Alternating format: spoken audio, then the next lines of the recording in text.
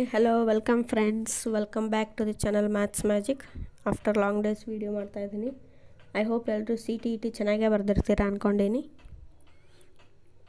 ಮನೆಯಲ್ಲಿ marriage function ಇರೋದ್ರಿಂದ last ಮೂಮೆಂಟಲ್ಲಿ CTETದು ಯಾವುದೇ ರೀತಿ ಕ್ಲಾಸ್ ಮಾಡಲಿಕ್ಕಾಗಲಿಲ್ಲ. ಸೊ ಅದಕ್ಕೆ ಸಾರಿ ಕೇಳ್ತೀನಿ ಎಲ್ಲರ ಹತ್ರನೂ. ಓಕೆ, ಎಲ್ಲರದ್ದು CTET ಮೊನ್ನೆ 7ನೇ ತಾರೀಕು 8ನೇ ತಾರೀಕು ಚೆನ್ನಾಗೇ ಬರೆದಿರ್ತೀರ ಅಂದ್ಕೊತೀನಿ.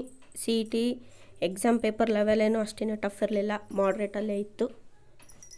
ಮತ್ತು ಮ್ಯಾಥ್ಸ್ ಮಾತ್ರ ಚೆನ್ನಾಗಿತ್ತು ಪೇಪರು. ಓಕೆ ನೋಡಿ, ಇವತ್ತು ನಾನು ಡಿಸ್ಕಸ್ ಮಾಡ್ತಿರೋದು CTETದು ಪಾಸಿಂಗ್ ಮಾರ್ಕ್ಸ್ ಎಷ್ಟು, ರಿಸಲ್ಟ್ ಮತ್ತು ಕೀ ಆನ್ಸರ್ ಯಾವಾಗ ಬರುತ್ತೆ, ನೆಕ್ಸ್ಟ್ CTET ಯಾವಾಗಾಗುತ್ತೆ. ಹೌದಾ, ಎಲ್ರಿಗೂ ಗೊತ್ತಿದೆ ಅಂದ್ಕೊತೀನಿ ಪಾಸಿಂಗ್ ಮಾರ್ಕ್ಸು. ನೋಡಿ, ಜನರಲ್ ಕ್ಯಾಂಡಿಡೇಟ್ ಇದ್ದರೆ ಕಂಪಲ್ಸರಿ 90+ ಮಾರ್ಕ್ಸ್ ತೊಗೋಬೇಕು. 90 ತೊಗೊಂಡ್ರೂ ಕೂಡ ಪಾಸು, 90+ ತೊಗೊಳ್ಳೇಬೇಕು. ಓಕೆ, ಈ CTET ಏನಿದಲ್ಲ ಜಸ್ಟ್ ಕ್ವಾಲಿಫೈಯಿಂಗ್ ಎಕ್ಸಾಮ್.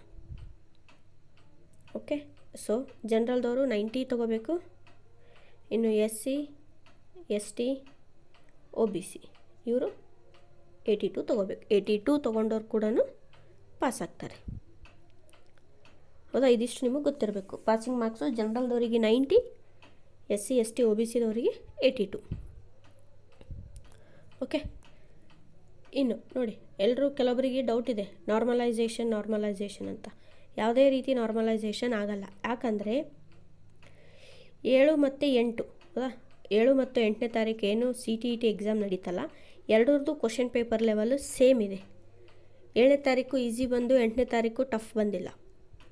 ಹಾಗಂತೇಳಿ 8ನೇ ತಾರೀಕು ಈಸಿ ಇತ್ತು, 7ನೇ ತಾರೀಕು ಟಫ್ ಇಲ್ಲ. ಎರಡೂ ದಿನವೂ ಕ್ವಶನ್ ಪೇಪರ್ ಯಾವ ಲೆವೆಲ್ ಇತ್ತು ಅಂದರೆ ನಮಗೆ ಮಾಡ್ರೇಟ್ ಲೆವೆಲಿಗೆ ಇತ್ತು. ಹಾಗಾಗಿ ಇಲ್ಲಿ ನಾರ್ಮಲೈಸೇಷನ್ ಅಪ್ಲೈ ಆಗಲ್ಲ. ಅದೇನು ಮೊದಲು CTET ಆನ್ಲೈನಲ್ಲಿ ಇತ್ತಲ್ಲ, ಒಂದೊಂದು ತಿಂಗಳ ನಡೀತಿತ್ತಲ್ಲ, ಆವಾಗ ನಾರ್ಮಲೈಸೇಷನ್ ಅಪ್ಲೈ ಆಗ್ತಿತ್ತು. ಬಟ್ ಇವಾಗ ಎರಡೂ ದಿನವೂ ಕ್ವಶನ್ ಪೇಪರ್ ಮಾಡ್ರೇಟ್ ಇರೋದ್ರಿಂದ ಯಾವುದೇ ರೀತಿ ನಾರ್ಮಲೈಸೇಷನ್ ಇಲ್ಲಿ ಅಪ್ಲೈ ಆಗಲ್ಲ. ಸೊ ಆ ಡೌಟ್ ಯಾರಿಗೂ ಬೇಡ. Okay, next key answer result. Key ಆನ್ಸರಲ್ಲಿ ಫಸ್ಟ್ ನಮಗೇನು ಮಾಡ್ತಾರೆ, ಒಫಿಷಿಯಲ್ ಕೀ ಆನ್ಸರ್ ಬಿಟ್ಟು ಮತ್ತು ನಮ್ಮದು OMR ಶೀಟ್ ಕೂಡ ಬಿಡ್ತಾರೆ. ಓಕೆ, ಯಾಕಂದರೆ CTETಯಲ್ಲಿ ನಮಗೆ OMRದು ಕಾರ್ಬನ್ ಕಾಪಿ ಇರಲ್ಲ. ಅವರೇ ನಮಗೆ ಆನ್ಲೈನಲ್ಲಿ OMR ಶೀಟ್ ಬಿಡ್ತಾರೆ. ನಮ್ಮ ರಿಜಿಸ್ಟರ್ ನಂಬರ್ ಹಾಕಬೇಕು, ಪಾಸ್ವರ್ಡ್ ಹಾಕಬೇಕು, OMR ಡೌನ್ಲೋಡ್ ಮಾಡ್ಕೋಬೇಕು. ಅದು ಡೌನ್ಲೋಡ್ ಮಾಡ್ಕೊಂಡಿಂದ ಒಫಿಷಿಯಲ್ ಕೀ ಆನ್ಸರ್ ಜೊತೆ ನಮ್ಮ ಆನ್ಸರ್ಸ್ನ ನಾವೇನು ಮಾಡ್ಕೋಬೇಕು, ಕಂಪ್ಯಾರಿಸನ್ ಮಾಡ್ಕೋಬೇಕು. ಇವಾಗ ನೀವೇನು ನಿಮ್ಮ ಕೀ ಆನ್ಸರ್ಸ್ನ ಚೆಕ್ ಮಾಡ್ಕೊಂಡಿದ್ದೀರಾ, ಸಪೋಸ್ ನೀವು ಕ್ವಶನ್ ಪೇಪರಲ್ಲಿ ಟಿಕ್ ಮಾಡ್ಕೊಂಡು ಬಂದಿದ್ರೆ ಕ್ಲಾಸಸ್ ನೋಡಿ ನೀವು ಆನ್ಸರ್ಸ್ನ ಚೆಕ್ ಮಾಡ್ಕೊಂಡಿರ್ತೀರ, ಮಾರ್ಕ್ಸ್ ಚೆಕ್ ಮಾಡ್ಕೊಂಡಿರ್ತೀರ. ಜಾಸ್ತಿ ಏನು ವೇರಿಯೇಷನ್ ಆಗಲ್ಲ. 1 ಅಥವಾ 2 ಅಬ್ಬಬ್ಬ ಅಂದರೆ 2ರಿಂದ 3 ಆನ್ಸರ್ಸ್ ಏನಾದರೂ ವೇರಿ ಆದರೂ ಆಗ್ಬೋದು, ಅದಕ್ಕಿಂತ ಹೆಚ್ಚಾಗಿ ವೇರಿ ಆಗಲ್ಲ. ಸಪೋಸ್ ನಿಮ್ಮದು ಆನ್ಸರ್ ನಿಮಗೆ ಕರೆಕ್ಟ್ ಇತ್ತು, ಒಫಿಷಿಯಲ್ ಕೀ ಆನ್ಸರ್ ರಾಂಗ್ ಇತ್ತು ಅಂದರೆ ಚಾಲೆಂಜಿಂಗ್ ಮಾಡಲಿಕ್ಕೂ 2-3 ಡೇಸ್ ಅವರು ಟೈಮ್ ಕೊಡ್ತಾರೆ. ನೀವು ಅದು ಕೀ ಆನ್ಸರ್ನ ಚಾಲೆಂಜ್ ಮಾಡಬೇಕು ಅಂದರೆ ನಿಮ್ಮ ಹತ್ರ NCERTದು ಒಂದು ಪ್ರಾಪರ್ ಆಗಿರುವಂತಹ ಪ್ರೂಫ್ ಇರಬೇಕು. ಆವಾಗ ಮಾತ್ರ ನೀವೇನು ಮಾಡೋಕ್ಕೆ ಸಾಧ್ಯ, ಚಾಲೆಂಜ್ ಮಾಡಲಿಕ್ಕೆ ಸಾಧ್ಯ.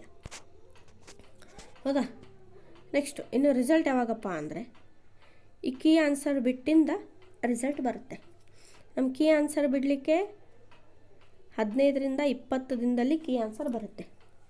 ನಾವು ಅಂದ್ಕೊಂಡು ಹಿಡಿಬೇಕು ಯಾವಾಗ, February last week or March first ವೀಕಲ್ಲಿ ಏನಾಗುತ್ತೆ ನಮ್ಮದು ಕೀ ಆನ್ಸರ್ ಬರುತ್ತೆ. ಅದು ಆದ ಒಂದು 15-20 ದಿನದಲ್ಲಿ ರಿಸಲ್ಟ್ ಬರುತ್ತೆ. ಆ ರಿಸಲ್ಟ್ ಬಂದಮೇಲೆ ಆ ರಿಸಲ್ಟಿಂದ ನಮ್ಮದೇನು ಸರ್ಟಿಫಿಕೇಟ್ ಇರುತ್ತಲ್ಲ ಅದು ನಮಗೆ ಡಿಜಿಲಾಕರಲ್ಲಿ ಸಿಗುತ್ತೆ. ಆವಾಗ ಡಿಜಿಲಾಕರಲ್ಲಿ ನಾವು ಡೌನ್ಲೋಡ್ ಮಾಡ್ಕೋಬೋದು. ಅದಕ್ಕೆ 1 ಮಂತ್ ಟೈಮ್ ಹಿಡಿಯುತ್ತೆ. ರಿಸಲ್ಟ್ ಬಂದಮೇಲೆ 1 ಮಂತ್ ಬೇಕು ನಮಗೇನು ಸಿಗಲಿಕ್ಕೆ, ಸರ್ಟಿಫಿಕೇಟ್ ಸಿಗಲಿಕ್ಕೆ. ಸೊ ಓವರಾಲ್ ಹೇಳಬೇಕಾದ್ರೆ CTETದು ಕೀ ಆನ್ಸರ್ ಆಯಿತು, ರಿಸಲ್ಟ್ ಆಯಿತು, ಎಲ್ಲನೂ ನಮಗೆ ಕಂಪ್ಲೀಟ್ ಆಗಲಿಕ್ಕೆ CTETದು ಯಾವಾಗಾಗುತ್ತೆ ಅಂದರೆ March last week or April first ವೀಕಲ್ಲಿ ನಮಗೆ CTETದು ರಿಸಲ್ಟ್ ಎಲ್ಲ ಕ್ಲಿಯರ್ ಆಗೋಗುತ್ತೆ. ಓಕೆ, ಇನ್ನು ನೆಕ್ಸ್ಟ್ CTET ಯಾವಾಗಪ್ಪ ಅಂದರೆ ನೋಡಿ, ಅವರು 2025ಯಲ್ಲೇ 2 CTET ಮಾಡಬೇಕಿತ್ತು. ಬಟ್ ಅವರು ಕಾರಣಾಂತರಗಳಿಂದ ಮಾಡಲಿಲ್ಲ. 26 ಫೆಬ್ರವರಿಲಿ ಮಾಡಿದರು. ಬಟ್ ಈ ಸರ್ತಿ ಹಾಗಾಗಲ್ಲ. ನಿಮ್ಮದು ನೆಕ್ಸ್ಟ್ CTET ಜೂನಲ್ಲಿ ಕಾಲ್ಫರ್ಮ್ ಆಗುತ್ತೆ. ಓಕೆ, ಇದಿಷ್ಟು CTET ಬಗ್ಗೆ ಇನ್ಫಾರ್ಮೇಷನ್. ನೋಡಿ, CTET ಮುಗೀತು, ನೆಕ್ಸ್ಟು ನೀವು ಸಿ ಇ ಟಿ ಅಥವಾ ಟಿ ಇ ಟಿ ಮತ್ತು C T E T clear ಆದವರು C E T preparation start ಮಾಡಿ. ಇಲ್ಲದೇ ಇರೋರು ಮತ್ತೊಮ್ಮೆ ಟಿ ಇ ಟಿ ಕರೀತಾರಾ ಅಂತ ಹೇಳಿದ್ದಾರೆ. ಟಿ ಇ ಟಿಗೆ ಪ್ರಿಪೇರ್ ಆಗಿ, ಇವಾಗಿಂದನೇ ಪ್ರಿಪೇರ್ ಆಗೋದು ಒಳ್ಳೆಯದು. ಲಾಸ್ಟ್ ನೋಟಿಫಿಕೇಷನ್ ಆದಮೇಲೆ ಪ್ರಿಪೇರ್ ಆದರೆ ಯೂಸ್ ಇಲ್ಲ. Okay, thank you friends. Thanks for watching. Please like, share and subscribe our channel. Thank you once again.